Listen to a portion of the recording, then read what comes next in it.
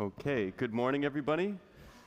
Welcome to our first session of the day, and thanks for making it back in following the conference dinner last night. I hope you're all caffeinated and energetic. Okay, today we're starting off with this plenary session that I'm very excited to be a part of, with the topic, how can cloud technologies best be leveraged to support the needs of traditional use cases and novel ones such as machine learning. So I'm sure you all know that cloud technologies are changing what we're capable of doing, as well as the expectations that we have for how services should be run, what kind of what kind of things that our infrastructures can offer to us. And so today we have a great panel of experts that can give us some more insight into that area. To myself, I'm Daniel Lee. At EUMETSAT, I'm the Data Access Systems Operations Manager, and your other co-host is Jenny Rourke, so I'll hand the word to you, Jenny. Good morning. Yes, I'm Jenny Rourke. I'm head of the Real-Time Services and System Operations Division at EUMETSAT. So Daniel and I are in the same division. We're in the Operations Department. And I'd like to introduce Tomas. Yeah, my name is Tomas Karlsson. I'm the chief architect for SMHI, the Swedish Met Service. Been there for quite some time, so pushing over 20 years at the Met Service in different roles, all from sort of software developer to project manager and manager. So. And also a background in technology before in the private sector. I'm Marie-Francoise Voidrot. I work with the Open Geospatial Consortium, better known as OGC, and even better known as the editor of WMS, WCS, those standards that are mentioned regularly in the presentations.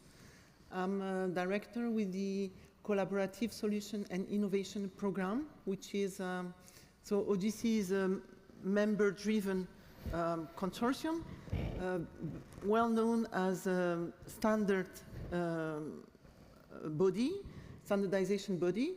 But in the last years, we have switched a little bit to be more user-centric and develop experiments, projects, research projects to test our standards and other standards to build solutions. And this is what we do in the COSI program. The test beds are very well known as initiatives from OGC, and we are also involved in some European projects to push and evolve the research. Great, well thank you very much to both of you for being here. Let's kick off with question number one, which is a bit of a complex one because it's looking back and also looking forward. So both of you have extensive experience working in the cloud, helping your organizations move into the cloud. And based on your experience, what developments in cloud technologies have been most impactful over the last few years? And what are you most excited about looking forward about 2 to 3 years? Is that for me? Okay. So, I think that what has really triggered the adoption of the cloud technologies is the availability of Docker and Kubernetes. Of course, the serverless computing has been also very important from the start, and this began in 2013, 2015, and it began to be more widely adopted by the Earth observation community between 2017 to 2020. With the impulse of many initiatives. There are many approaches and developments in cloud which are impactful for EO, like the IoT and edge computing, the data cloud native data formats. We also have made experiments on the billing on the cloud in the test beds. This is still to be developed. Of course, we wait a lot from the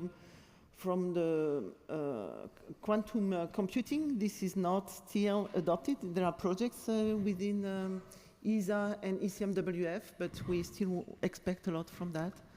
And well, I think there has been a lot of developments, and the main adoption has been in this period of time. We have had a lot of test beds in OGC from 2013, I think we began. It intensified in 2015. Since then, each year we have some innovation initiatives which are related to web services and geospatial in the cloud. I think that in Europe, the DIAS also projects have also gave a big push to the adoption of this technology by the EU community, because they were joining some private cloud providers with scientists from the Earth observation community. And so these have triggered a lot of this adoption also. Thanks. Tomas? Yeah, I think for me, a lot of the really good things about cloud technologies is that it fosters a good behavior in software development, that building for cloud is a good thing, even though you run it in an internal cloud. Building for cloud is a good architecture, and I think that makes for maintainable software that's easy to operate and run. So, because I guess a lot of you that work in Met institutes have a lot of legacy software and batch processing, and that's usually hard to maintain and hard to control. And I think building for the cloud with sort of services, and you use modern messaging protocols to integrate, I think is a good thing for all environments, even though you don't go into the public cloud.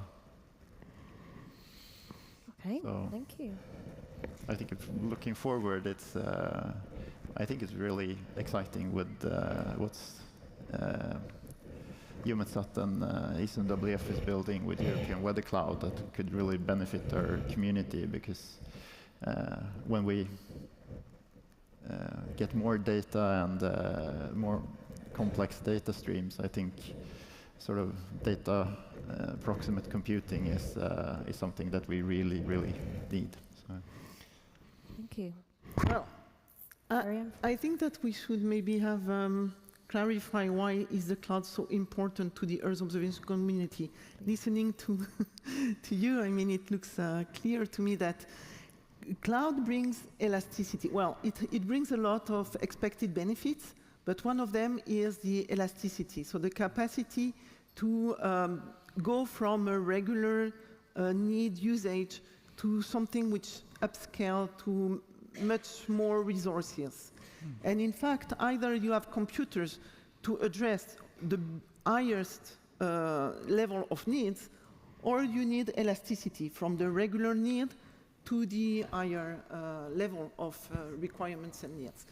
And in fact, the EU community needs that very much, because we use a lot of very big data, and where we have quite regular production, because we know we receive the data regularly, but the usage can be more irregular. So the first project I worked with cloud technology was when I was still with Météo France, because I worked 30 years with the French Weather Service before, and we were providing the internet website and the mobile apps with services on the cloud. And of course, the audience is very irregular. It could raise from 1 million to several millions of users very suddenly after the TV presentation at the end of the day. And this is where, of course, the cloud was very, very needed. And now we have bigger and bigger data. So in the past, we pre-processed a lot of products. We cannot do that anymore. We cannot pre-process everything without knowing if the data is even going to be really used before it becomes obsolete. Because we are in a domain where data becomes obsolete really fast. So in fact, this is where we need cloud to make more on-demand services without requiring too big infrastructures to be ready all the time. Yeah. So, and this is where the elasticity of the clouds enables to be ready anytime without the for any type of level of demands. I think you're right. It's quite useful for our community to be able to act in that way. And obviously another aspect that the weather and climate and Earth observation community is wanting to use the technology is for machine learning.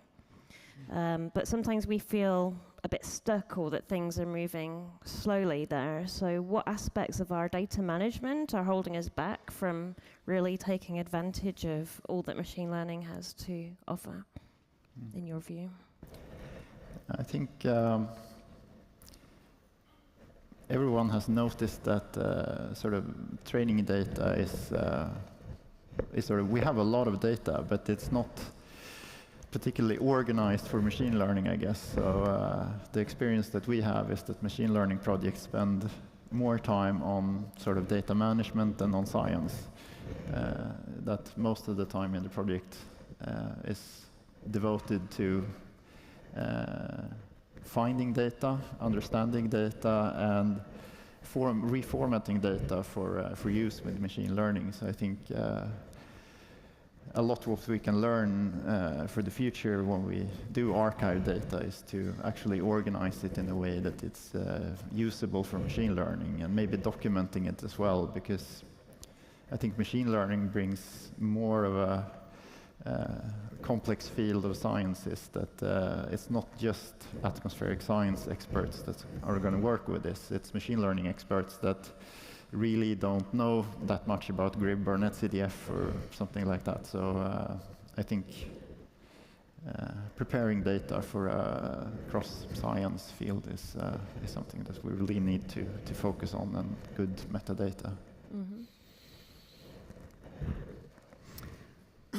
So, in fact, we work on complex applications where we have first to work on the architecture to identify different pieces of the workflow that might need scalability at different times, and scalability in data access, scalability in computing, scalability in processing, in any type of in RAM or considering the data management, I mean, it's AI for EO, but it's also EO for AI. We have to prepare the data to be ready, to be more efficient, because we are very used to make trade-offs and optimization to process faster and faster, because meteorology is under constraint. We have to produce before the time happens and the forecast has to happen. So we have to be very efficient. And in machine learning, we have to be efficient because, again, we work with big data, and this huge amount of data, if we do not prepare it correctly, we will not get the benefits of the cloud, which is to save money. So if we want to save money, we have to prepare the data correctly to be assimilated by the AI. And we also know that the AI results are better if we have used, where the AI is good is to assimilate a huge amount of data. And we have this big data. We have to make sure that the machine learning is based on a lot of situations, on a lot of data to produce good results. And this is why we have to prepare the data. Thanks. Yeah, I think that's hugely challenging, and I think cloud might be both sort of beneficial and a problem in sort of machine learning and deep learning applications, because a lot of times I think the GPU machines we can get in the cloud is usually really good for inference to make predictions, but they're usually not powerful enough to do the training. So then we still need to go to the HPCs, and if the data is in the cloud, we've seen that getting the data onto the HPC for training is quite a hurdle sometimes, that some of the cloud services aren't sort of performant enough to transfer the huge amounts of training data that we want for the machine learning applications. Well, what is very difficult is that we are in a very fast evolving environment on the technology, on the capacities, on the offers from the private business and cloud providers. And so we analyze some bottlenecks and very soon they have to be addressed differently. So we need to be very agile and regularly revisit the trade-off we do and the strategy we can have in the usage of the cloud. So on the subject of practices, agility, and addressing these challenges that are really unique to the cloud, looking back on your experience, if you had to distill all of the learnings into one primary best practice that you would recommend, what would that be? I really recommend to try to build a strategy on the best usage of the cloud for your own needs, because the technology is there, the tools are there, but the way you have to use them for your own needs is specific to you. How do you want to use the cloud? Where do you use for where do you need the scalability? Is it for the web, for an audience? Is it for, I mean, when I say for the web, is it for the general public? Is it for machine-to-machine processing? Do you have problems with sovereignty and privacy, security? And you really have to go component through component, so application by application, to analyze which is your main challenge on each of them, to define your strategy and how to best use the cloud for your needs. Yeah, I really agree with that, and I think, sort of as you said, fit for purpose, fit for your organization is, I think, a really, really important thing to actually see what is the qualities that your organization need, and also what is your history. Do you have a sort of a big data center, and you have staff that's comfortable running a big data center? Building an internal cloud might be the best solution and the cheapest solution compared to going into the public cloud, because it's hard to predict the costs going into public cloud. So I think sort of really thinking through what fits your organization best, and as Marie-Francoise was saying, to know where you need elasticity, because a lot of the things that we do is really predictable. So it's only a few odd ends where we need extreme elasticity. So. Well, I think one advantage the Met community has is that you know very well your business. You know very well your production workflow. It's not the case for all the domains. Some domains are building their own science and market and so on at the same time as they discover these new technologies. So, I mean, you are privileged somehow, even if you have a lot of challenges, because you have to be real time, you have security missions and so on. But this is also why you are a model for many of the different other domains.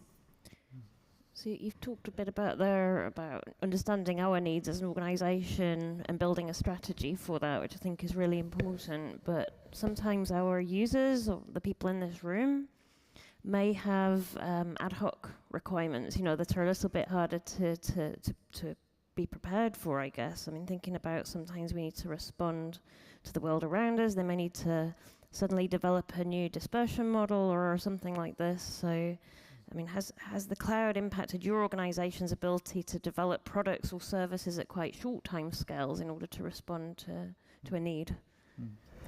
Yeah, I think for a lot of use cases, the public cloud is a really useful thing, and especially when you build really something new, and also if you build it together with someone else. Our organization is very active in sort of capacity building in Africa and other parts of the world, and there the public cloud is a savior, because oftentimes you run into problems with sort of energy, and it's hard to run a data center 24/7 and run models. Then the cloud is really, or the public cloud is really something that can save your day. So. Yeah, I think there are a lot of capacities. There are sandbox to learn how to use them. There are more and more tutorials, there are opportunities to learn about the systems and learn also about your application at the same time. To get the benefits of the cloud, you have to really understand how your application behaves, what is the scalability it needs, is it RAM, is it disk access, is it computing, and just begin small and see where you need more, instead of beginning big and spending a lot of money, because then you will not have the benefits from the cloud. So the analysis at the beginning is quite important to take that time and do it properly. Yeah, yeah. And either you know your application already, or you make some testings to identify where are the bottlenecks in terms of scalability first. You've already mentioned, Marie-Francoise, quite a lot about the unique nature of the elasticity that meteorological applications can require. You know, you have an interesting weather situation, and suddenly everybody from a specific region wants to know more about that. And you've talked about cloud technologies being one way to access that elasticity in real time.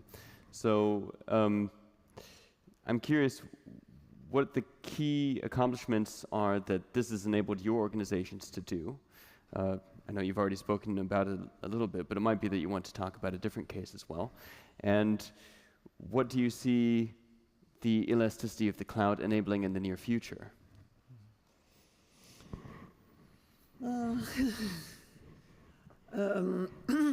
Well, we have more and more users interested in Earth observation, in meteorology, in our products. We can see that with the increase of the audience on the web, on the logs, and so on. So the businesses also are more and more depending on optimizing all the logistics and so on with the weather. And I'm now involved. I was working with the French Weather Service, but now since I joined OGC, I'm involved in European projects where you try to support and mainstream the use of Earth observation for agriculture, biodiversity, energy, all the different health, all the different domains. And these domains are really growing fast, I think.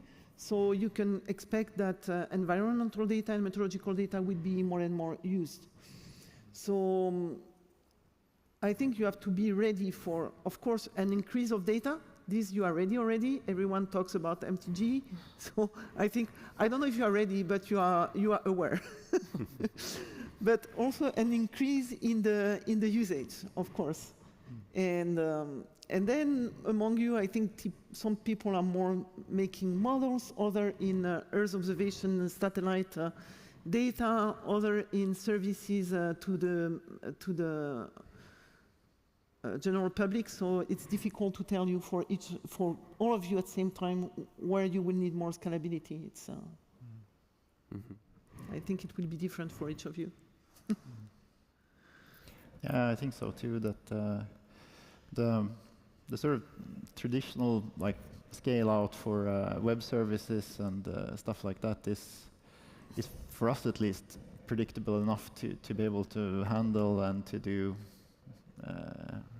just to build a good architecture with front-end caching and stuff like that can really help with that. But I think sort of the big scalability, I think, is when we help others and where we enable private sector companies to use our data in a more efficient fashion, because then we really need to scale out data and make data available where the private companies are trying to use our data in an efficient way. And I think then the cloud services is the obvious place where we need to make our data available in an efficient manner, because I think it's going to be hard to serve all our data from a single point. So I think sort of utilizing the abilities of some of the public cloud vendors to actually push our data closer to the users. But I think that's going to be very challenging to predict what data they need that we need to make available in a streamlined fashion for them. So, yeah. Well, in the projects I'm involved, and the name is Eurogeo Secretariat, which is connected to Copernicus and all the usage that can be done of this data to work also on the impact of climate change. So I think the impacts of climate change is a domain which is going to grow up very fast. And of course the disasters. We can see that the disasters are more and more intense at a time where the society is less and less ready to accept losses because of weather. So I think that these are two use cases. So use of climate data to analyze climate impacts and get prepared for disasters. Yeah. And also mitigate, of course, the impacts. I'm curious about this this aspect of having a more diverse group of users and more disciplines involved in consuming our data, because one of the trends in cloud computing, of course, is which cloud do you pick? Are you talking about a private cloud, a public cloud, a cloud belonging to a specific company, or some kind of a hybrid model? When you're talking about scaling your offerings correctly, Tomas, do you think that it's realistic that do you think that adaptations in our community are needed in order to allow these new disciplines to be involved and using our data? Yeah, yes, I do, very much so. I think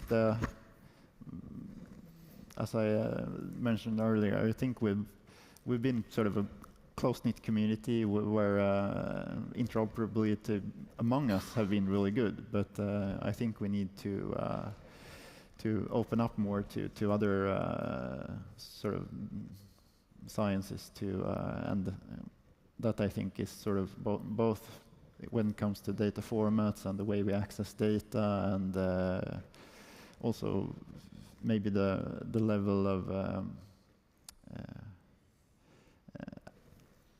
adaptation to the users of the products. So that might not be that a vast amount of raw data is the best thing for one customer, and for another, an aggregated product which we think is fit for a user might not be what they need. If the end user wants to do like machine learning training, they want probably all of the data, and any aggregation or adaptation of data or even bias correction might ruin the data and make it less valuable. So I think really analyzing the user needs and talking to the other communities is really important.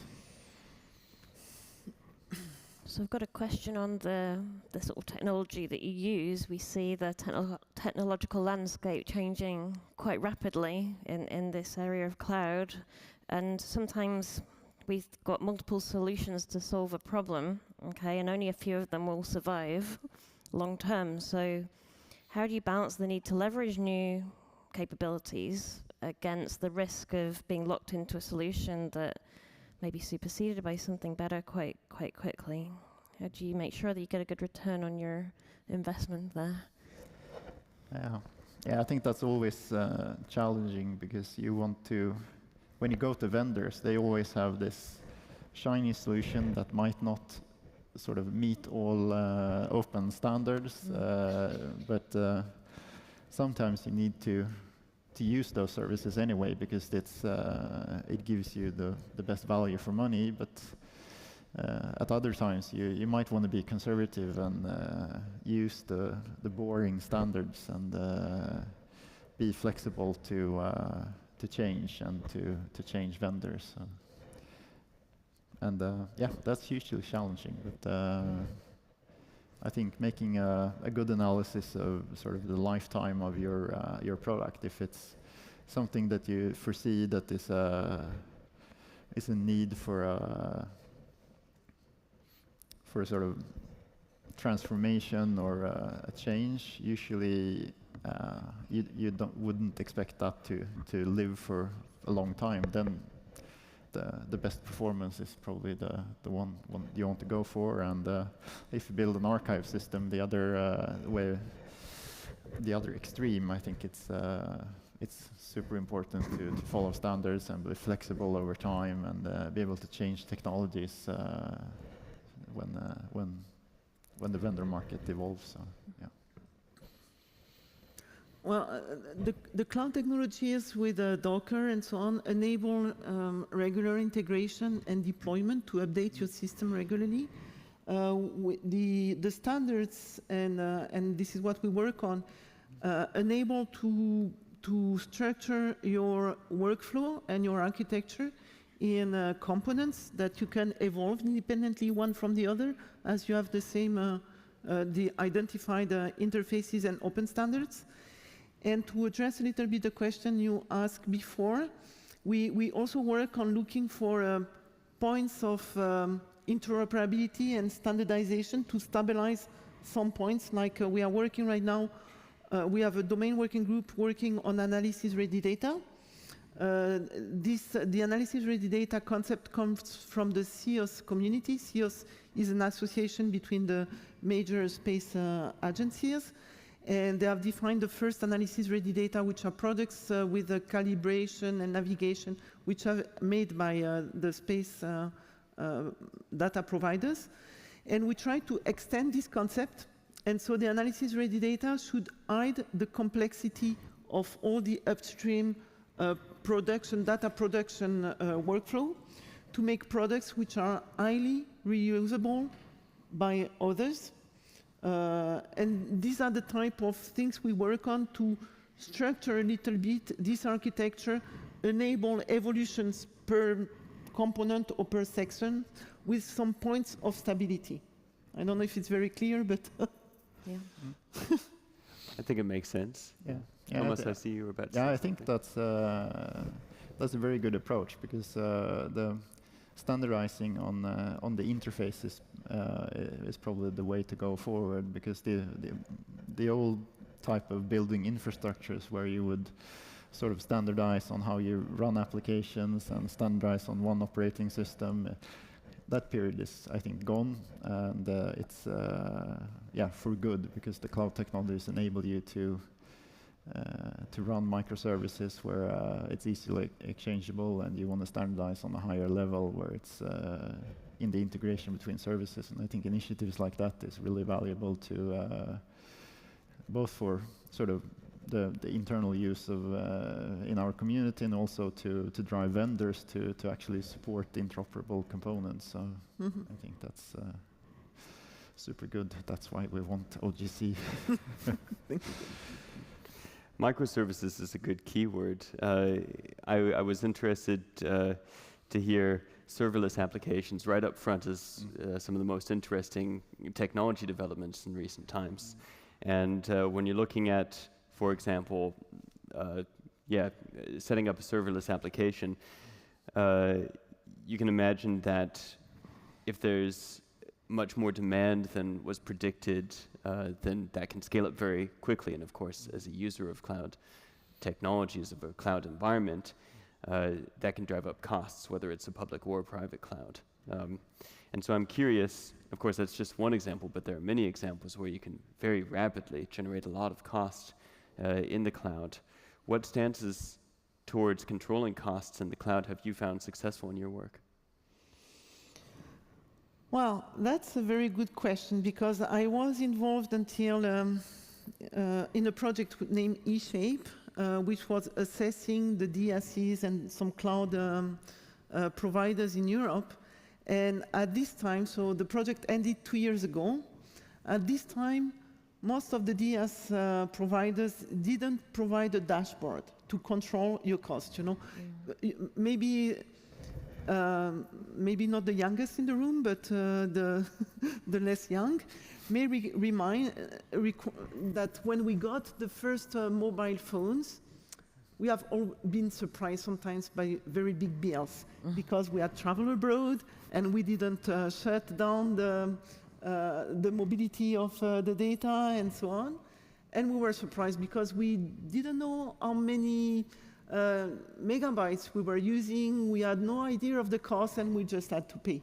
Now, each of us have some apps where we can go and control, oh, I have watched a movie, I have downloaded a big amount of data. Where am I? Okay, I still have some data left on my contract. So this is the type of dashboard first, which is very important. You can make tries and see how is your application going to behave to anticipate a bit the cost. So at least it should not be a surprise. That's the first point. This doesn't mean that at some point you don't have to pay.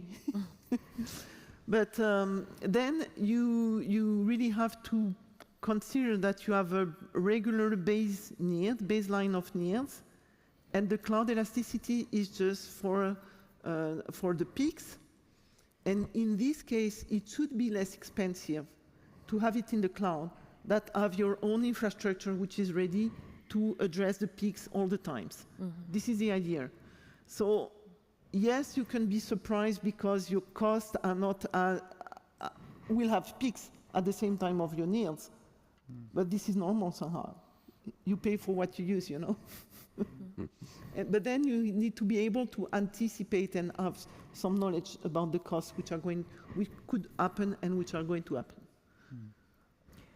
I agree, and I also think that the cloud technologies with like serverless and with Kubernetes and automatic scaling is, you have to remember that automatic scaling is not just automatic scaling up, it's also automatic scaling down. So I think these technologies will enable us to use both the cloud infrastructure and our own infrastructure in a more efficient way, because traditionally you sort of developers and software developers, they spin up virtual machines, run software on them, and they never scale down, they always scale up. And if you have an automatic way of both scaling up and scaling down, I think that's going to use our infrastructure in a much more efficient way. I think a challenge our public organization, I say our because I feel very much Meteo France still, even if I'm not. Well, the public organization, as we are, many of us in this room, can have, is that it's easier to have some investment budget than functioning budget, operational, to run the operations.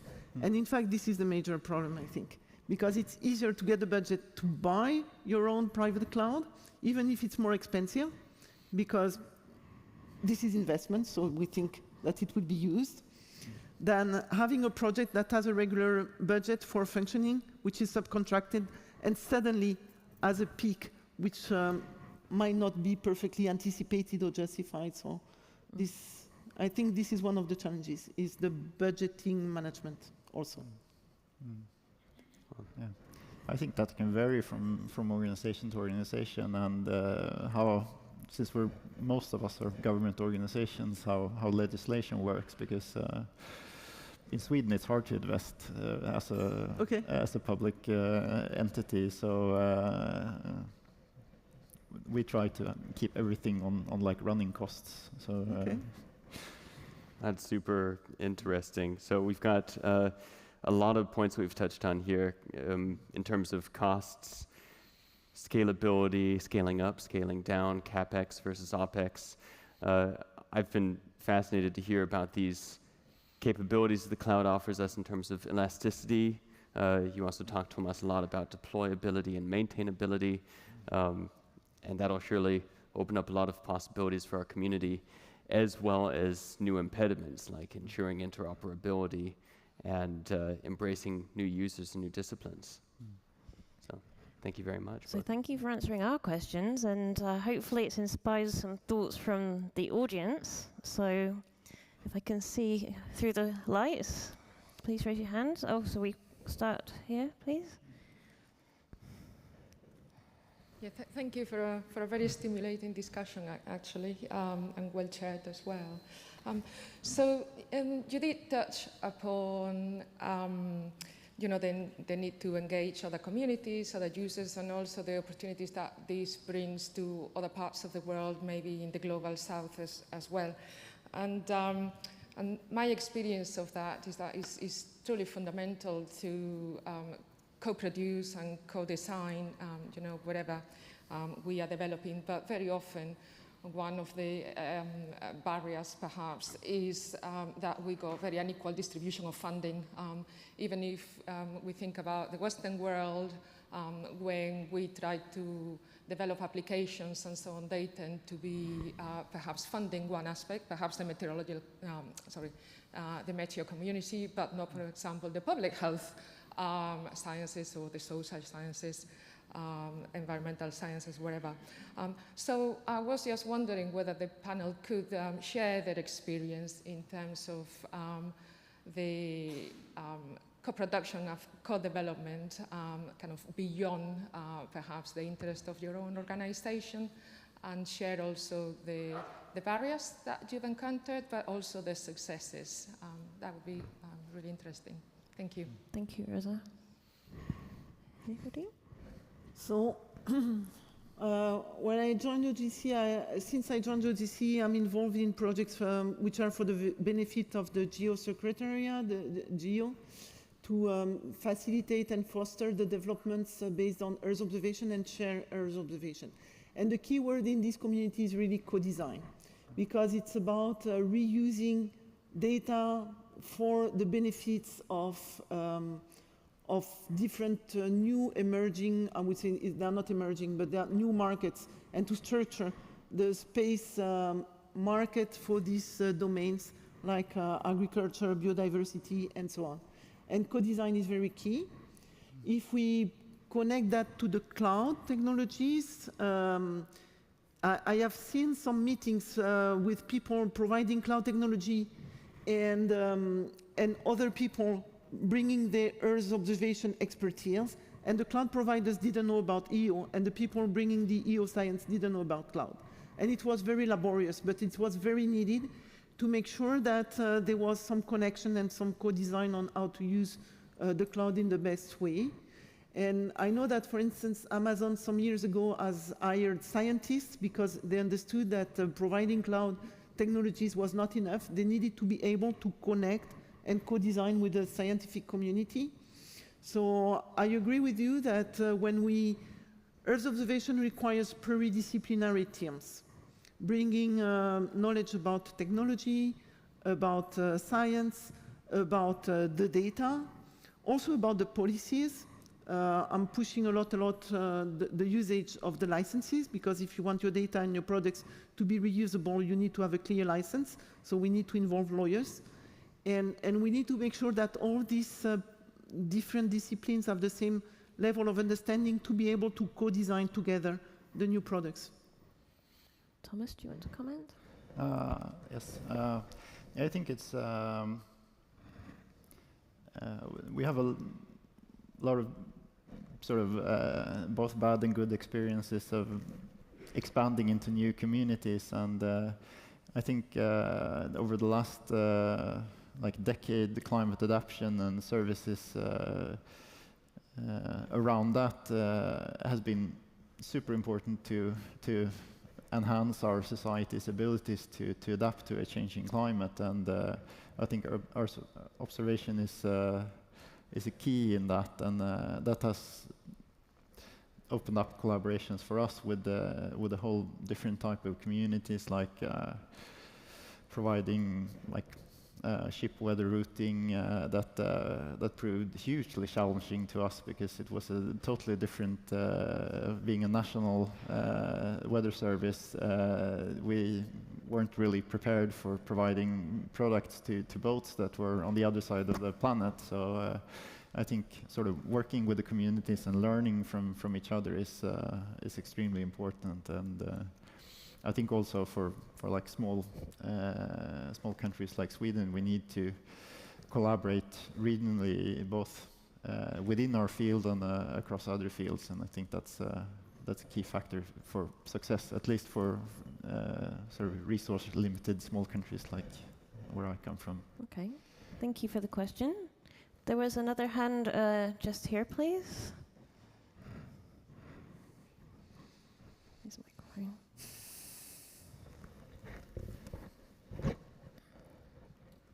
Thank you. Heikki Pohjola, WMO. I would like to talk a little bit about the budget. You opened up that a little bit already. and say that its budget managing is quite challenging. But my question is that, for example, SMHI or OGN as well, OGC as well, do you see increase or in the budget? How is the budget level, let's say, compared to old world, and where the tricks are, and if there are more costs, what are the surprises, and where the savings are coming? So can you open that a little bit more? So that how is money used now, and is it increasing? Because why I'm asking this is I'm coming from WMO, and as you see, WMO has 193 member states, and many of our member states, this is still a very new thing. So I mean, you have been running this already some time, but many of WMO members, it's not there yet. So thanks. Okay, Thomas. Sort of budget-wise, it's shrinking. We don't get compensated for inflation by our government, so we haven't seen like major budget cuts. But because of inflation, I think our budget is sort of decreasing every year. So we have to be smart and to do more with less. And I think it's a fun challenge. It can be a bit sort of challenging, but I think it's usually good to always challenge what you're doing and trying to do more for less. Have any of your collaborations brought in more funding, perhaps, or is this not something SMHI do? We, as many of you know, we started collaborating within the Nordic countries a number of years ago, and that was driven by that we really could not afford to expand in HPC and to expand in resources to run more EPS members in our models. So, and we saw that we were running basically the same model area within the Nordics. So collaboration was really a given. We should have done that a lot earlier. Marie-Francoise? So one of the promises of the cloud is to save money. But as said, you can save money if you use it wisely. So you have to, this is why you have to define the strategy and try to optimize all pieces of components of your workflow to really save the money. Nevertheless, the data increases, the resources you need increase. So will we have a stability in the cost? I'm not sure about that, first. Second, there is a lot of involvement more and more of the private sector. So I think that many years ago already, Google and Amazon, for instance, offered to host the data from NOAA for free. It was for free because they decided which data they host. They selected, I mean, it was Google and Amazon who selected the data they wanted to host for free to make pay the users. So the users accessing or processing the data would pay. So this would bring some of the cost load to the real users, the one who benefit from the data. I don't know if it's an approach of the questions, but it's maybe a good, wise partnership with the private. I don't know. Difficult. Okay, thank you very much. Great question. Okay, we've got another question over here, please.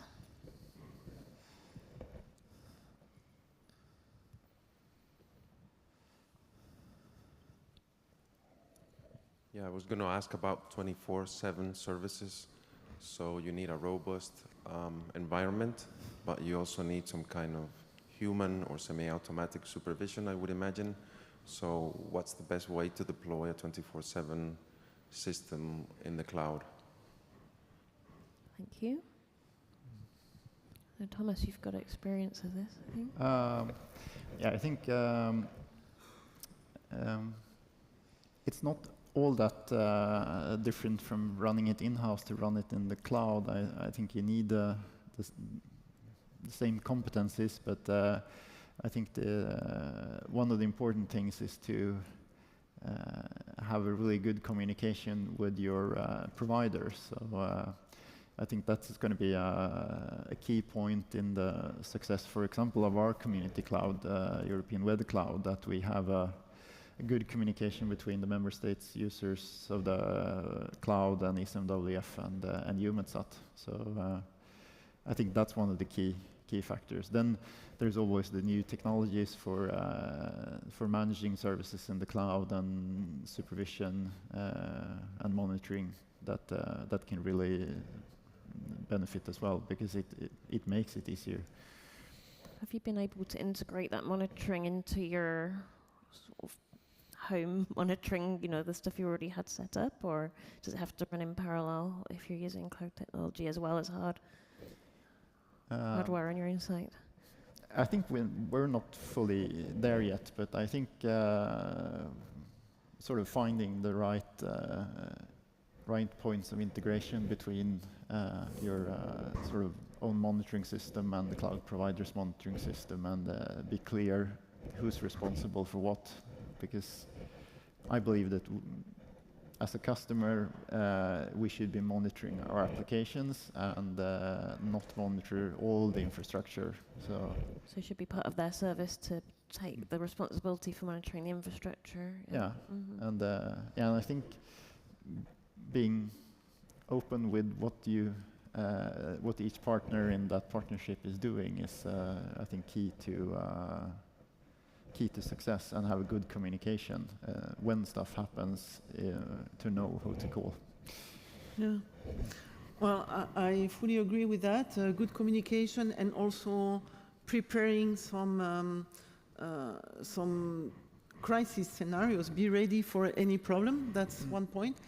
But in OGC, we work very much on interoperability. We work on making location data fair, findable, accessible, interoperable, and reusable.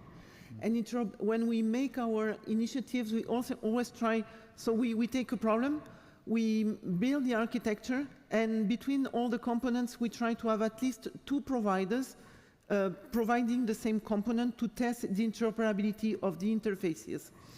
And in fact, this goes towards, for instance, if you want to have something which is operational 99.99% of the time, very few providers will offer you this SLA. And it can be better to distribute over different solution providers to reach a higher level of robustness than trying to get a SLA with a higher level with a single provider. Okay. So in fact, interoperability can enable this type of architecture.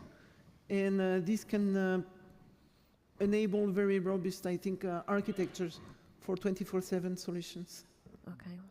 Yeah, I do agree. We have adapted the strategy where we try to identify like core products that we need to be highly reliable, and we try to run those on 2 different locations, maybe one in EWC and one in our own data center, and then we can sort of expand into like more value-added products that might be sort of single source in the cloud.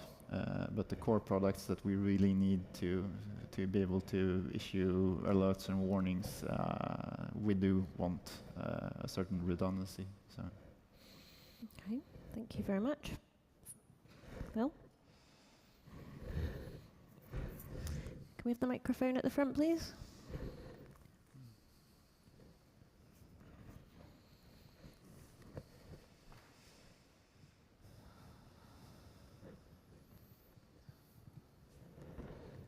Thanks, and it's been very interesting. This might be an impossible question, but I'm asking you to sort of speculate.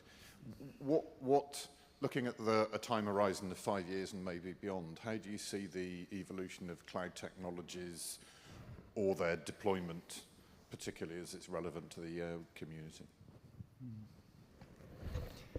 I think I see a bright future for community clouds like the European Weather Cloud, at least for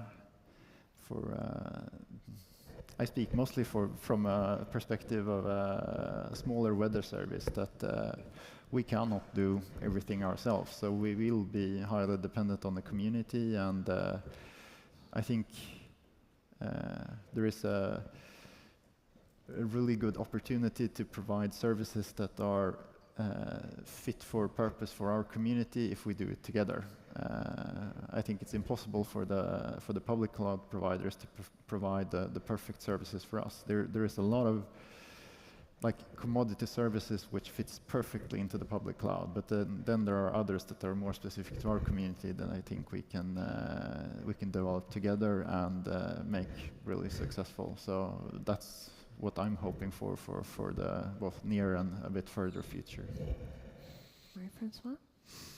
Well, I think the community is already very well, knows very well the distributed systems, collaboration, and you already have some complementary responsibilities, skills, and this is why you have to try to push to make the best of this collaboration and make the best services at the best level. I think it's again, it's a strategy to develop not only within your organization on the best use of the cloud, but also globally as an international community on the best usage of all the capacities you have each of you and the skills you have each of you. It's I think that's a very good note to wrap up on, actually. So what I will do is I will just thank Marie-Francoise and Tomas very much, and if we can maybe give them a round of applause to say thank you.